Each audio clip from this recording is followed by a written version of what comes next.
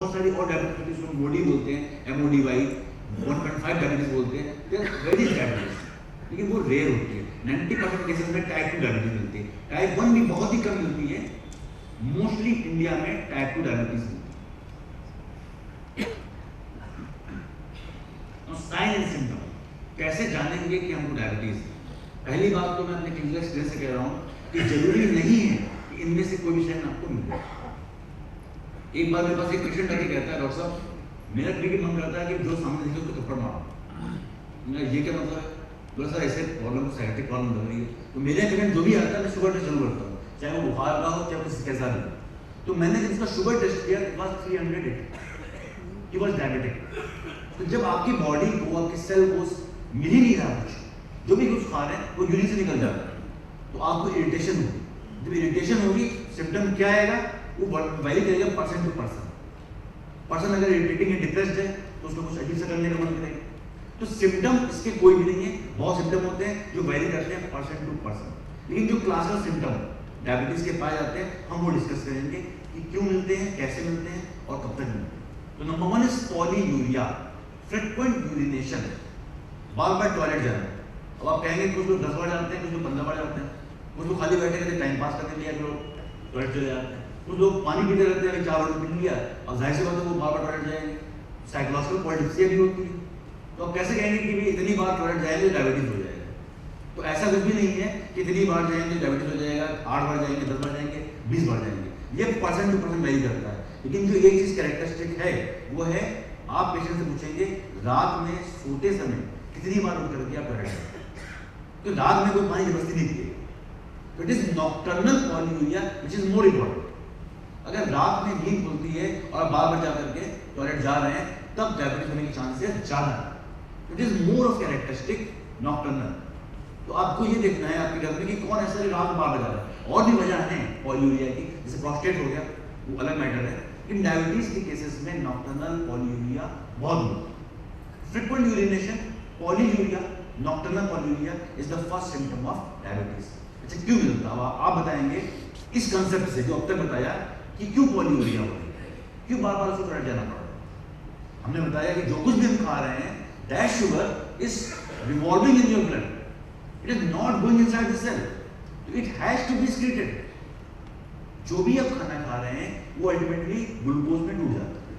अब वो ग्लूकोज हमारे स्टमक में नाचता रहता है, अल्टीमेटली वो निकलना ही, तो कैसे निकलेगा? There is only one medium, that is urine. तो उस एक्सेस शुगर के लिए अगर वो शुगर नहीं निकलेगी, आपकी ऑस्मोलैरिटी बढ़ जाएगी, और hyper osmolarity is so dangerous, so very fatty. तो बॉडी एडजस्ट कर रही है कि अगर ऑस्मोलैरिटी बढ़ गई तो डेथ भी हो सकती है, तो उस डेथ को ना हो पाए इसलिए बॉडी ने, उस नेचर ने ये किया कि भाई यूरिन से निकालते रहो, जितना शुगर बन रहा है यूरिन से निकालते रहो, खाते रहो यूरिन से निकालते रहो, क्योंकि आपकी बॉडी को मिल ही नहीं रही। Therefore, symptom which is characteristic of diabetes is polyuria. Second is polydipsia. Again the same concept. क्यों हमको बार बार प्यास लग रही है? हमको प्यास लगने का कारण क्या है? क्योंकि हमको एक्सेस, अगर कहीं धूल पड़ी हुई है तो हमको ज्यादा पानी चाहिए, ज्यादा धूल पड़ी हुई है तो और पानी चाहिए साफ करने के लिए। तो उस एक्सेस शुगर को यूरिन से एक्सक्रीट करने के लिए we need more of water, और हमको हमेशा पानी प्यास लगती रहेगी कि हम पानी पिए और शुगर को यूरिन से निकालें। तो पॉलीयूरिया, पॉलीडिप्सिया, वेरी थर्स्टी, हर जगह प्यास लगे, दिन भर प्यास लगे। अच्छा जो लोगों को प्यास लगती है जरूरी क्यों डायबिटीज हो, इसके और भी कारण होते हैं, लेकिन polydipsia, polyuria is one of the characteristic sign of diabetes mellitus. Then weight loss, weight loss क्यों? डायबिटीज का पेशेंट उस मछली की जैसा होता है जो समुद्र में है लेकिन प्यासा है। एक ऐसी मछली जो समुद्र में है, प्यासी है, क्यों? क्योंकि उसका मुंह बंद है। उसका मुंह बोलता कौन है? इंसुलिन। तो even though sugar is around every organ, every cell, but that sugar, that glucose can not be utilized by cell because of deficient production of insulin. इसलिए वेट लॉस हो रहा है। क्यों? इंसुलिन का काम है जो भी हम खाएं उसको हमारे मसल्स में, क्यों मसल्स में? क्योंकि हमको काम करना, चलना है, एनर्जी चाहिए, तो मसल्स में पेनिट्रेट कराना, हमारे फैट में पेनिट्रेट करना। क्यों? आज तो खा लिया, कल खाना मिले ना मिले, परसों मिले ना मिले, अब तो हम लोग सिविलाइज हो गए, पहले तो हफ्ते में एक बार खाना मिलता था लोगों को, एक बार खाया हफ्ते भर काम करते हैं, तो फैट बना करके स्टोर कर लें। तो इंसुलिन का काम है एक्सेस ग्लूकोज को फैट में तब्दील करना, वो हो नहीं पा रहा है, तो जब फैट बढ़ नहीं पा रहा है बॉडी में क्या होगा, वेट लॉस, बल्कि जो फैट बना हुआ है वो टूट कर शुगर बन करके यूरिन निकल जाएगा। तो इवन दो it is find obese person, then too there will be weight loss. Fourth is continuous hunger. Same concept. हमको क्यों बार बार भूख लग रही है? डायबिटिक पर्सन कहता है कि डॉक्टर साहब मैं मोटा भी हूँ, बार बार प्यास भी लगती है, बार बार यूरिन जाना पड़ता है, टॉयलेट भी करना पड़ता है, लेकिन उनको भूख भी लगती रहती है, हमेशा भूख लगती रहती है। देखिए आपके हमारे बॉडी में एक छोटा सा सेंटर होता है, उसको बोलते हैं हाइपोथैलेमस। हमारी बॉडी में जो कुछ भी हो रहा है, हम सो रहे हैं, सांस ले रहे हैं, सर्केडियन रिदम, रात में सो रहे हैं, सुबह उठ जा रहे हैं, सांस चल रही है, जो कुछ भी अननोइंगली हो रहा है वो कंट्रोल करता है हाइपोथैलेमस। सिर्फ 5 ग्राम का एक सब्सटेंस है हमारे ब्रेन में जो कंट्रोल करता है ये सारी चीजें। तो जब हमको एनर्जी नहीं आ रही होगी तो हाइपोथैलेमस में सिग्नल जाएगा कि हम और खाना है, क्योंकि हमको एनर्जी नहीं मिल रही है, तो हमको और भूख लगेगी, यू विल फील मोर, हर समय भूख लगती रहेगी, कमजोरी आती रहेगी। तो कंटिन्यूअस हंगर क्यों होगी? Because insulin is not there, no energy is produced in your cell and you are feeling very tired. Next is fatigue. Fatigue का मतलब क्या होता है? देखिए एक तो फटीग होता है, एक तो मलेस। दोनों में क्या अंतर है? फटीग और मलेस में क्या अंतर है? मान लीजिए हम बहुत थके हुए हैं, हम थक जा रहे हैं, जब लेक्चर करके आ रहे हैं, 1 घंटा हो गया, बहुत थक गए, हम बैठ गए भाई 1 घंटे से पढ़ा रहे हैं, बहुत दिन क्या पढ़ा रहे हैं, हमको थकान हो रही है, मुझे सुनना है। लेकिन अगर आपको कोई कह रहा है कि फेवरेट मूवी देखने जाना है, आपको कितना भी थकान हो आप चले जाओगे। तो फटीग का मतलब है कि रियल की थकान, आप रियल में थकान है। मलेस का मतलब हमारे इंटरेस्ट टॉपिक नहीं है, हमको थकान आती है, हमारे इंटरेस्ट नहीं, प्रोबेबिलिटी भी नहीं है, बैठना पड़ रहा है, सुनना पड़ रहा है, तो थकान आ रही है। लेकिन हमारे इंटरेस्ट की भी अगर टॉपिक आ जाए तो थकान दूर हो जाती है। तो अगर इंटरेस्ट का टॉपिक भी बिना इंटरेस्ट के लगने लगे तो मलेस है, और अगर इंटरेस्ट का टॉपिक में भी थकान आ जाए तो फटीग है। फटीग हरदम होगी। अगर डायबिटिक पेशेंट का ऐसा नहीं है कि घर में थकान है मूवी देखने चला जाएगा, वो हरदम थका ही रहेगा। कि साइकोलॉजिकल जो होगा उसमें क्या है, काम करने के बाद थकान आ रही है और मूवी देखने के बाद पूरी चैतन्य अवस्था एकदम में आ जाते हैं कि भाई हमारे काम की चीज़ है, हमारे इंटरेस्ट की चीज़ है, हम खुश हो जाते हैं। तो हमको फटीग होती है, मलेस नहीं होता है। हमारा मन खराब होना एक अलग चीज़ है, दैट इज डिप्रेशन।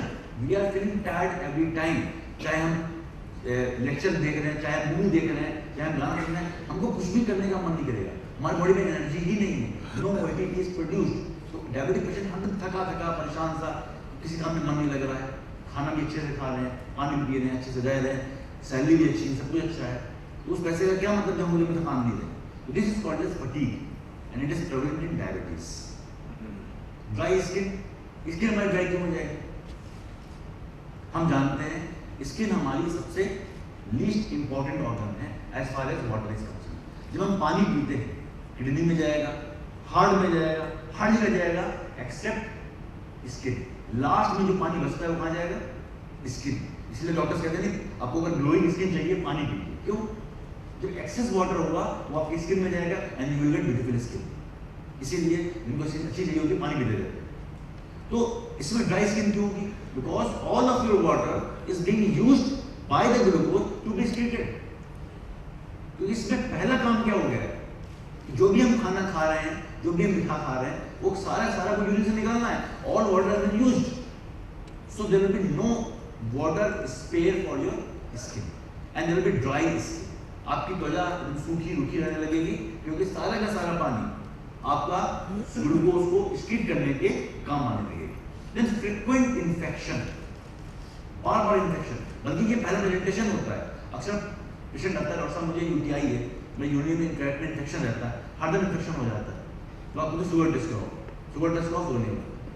60% केसेस में इन्फेक्शन लेके पेशेंट आता है, कोई घाव हो गया, भाग नहीं रहा है, तो चांस डायबिटीज की देखा जाता है।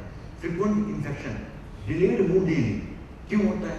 Again the same concept. हमारी जो सैनिक, हमारे ब्लड के सेल्स हैं, ये हमारे सैनिक है, neutrophil, lymphocyte, these cells are our army, our soldier। उनको क्या चाहिए? खाना, उनको चाहिए हथियार लड़ने के लिए। तो जब उनको खाना मिल नहीं रहा, because no cell is getting enough sufficient sugar, जो भी शुगर खाया लिवर से निकल रही है। एक ही कंसेप्ट बार बार चला रहा है।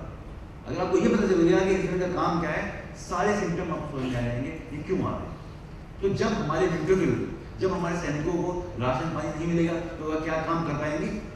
No, isn't it? Yes or no? So there will be frequent infection, बार-बार इन्फेक्शन होगा। जैसे यहाँ अभी यहाँ के लोग बैठे हुए हैं, हम इंडियंस में मैक्सिमम लोगों को ट्यूबरकुलोसिस होती है, मुझको भी शायद होगी, लेकिन हमको क्यों ये सिम्टम नहीं आते टीबी? क्योंकि हमारी इम्यूनिटी टीबी को दबाए रहती है। अगर किसी एक को टीबी है तो आराम से वो बैक्टीरिया हमारे अंदर आ जाता है, लेकिन वो फ्लेयर अप क्यों नहीं करता है? बिकॉज अवर इम्यूनिटी, हर समय इम्यूनिटी ट्यूबरकुलोसिस को दबाए रहता है। लेकिन अगर हमको डायबिटीज है, अगर हमको HIV हो गया है, अगर हमको कोई ऐसी बीमारी हो गई है जिसकी इम्यूनिटी कम है, तो वो सारे इन्फेक्शन उभर के आ रहे हैं। तो डायबिटीज के केस में फ्रीक्वेंट इन्फेक्शन क्यों हो रहा है? सैनिक बीमार है। All neutrophils, all lymphocytes, they are not getting sufficient sugar, they are not getting sufficient ATP, they are not getting sufficient energy to fight with the infection. हर समय मिलियंस ऑफ बैक्टीरिया, इस समय हमारे गट में कम से कम ट्रिलियंस ऑफ बैक्टीरिया बैठे हुए हैं। हम सबके गट में रहते हैं, लेकिन दो तरीके के बैक्टीरिया होते हैं, अच्छे बैक्टीरिया और खराब बैक्टीरिया। अच्छे बैक्टीरिया का काम होता है विटामिन के बनाना, B12 बनाना, वो हमारी हेल्प करते हैं। बदले में क्या हमसे देते हैं? कुछ खाना, वो सिम्बियोसिस है। ये कुछ बैक्टीरिया खराब बैक्टीरिया होते हैं, अगर वो फ्लेयर अप कर जाएंगे, टाइफाइड हो जाएगा, ट्यूबरकुलोसिस हो जाएगी। There are so many various plenty of infection which are already present in your body and they are not flaring because your immunity is so strong. Immunity हमारी strong है, so they are not flaring up. So when there is diabetes, immunity goes down because I told you earlier, no sugar is available for your neutrophil. So there is very frequent infection. तो ये बार-बार infection diabetes में होता है, उसकी ये वजह होती है। Then there is feet ulceration. जब डायबिटीज होती है तो हमारे नसों को भी शुगर मिलना बंद हो जाता है, तो नस काम करना बंद है। दर्द और दुख दो चीजें होती हैं।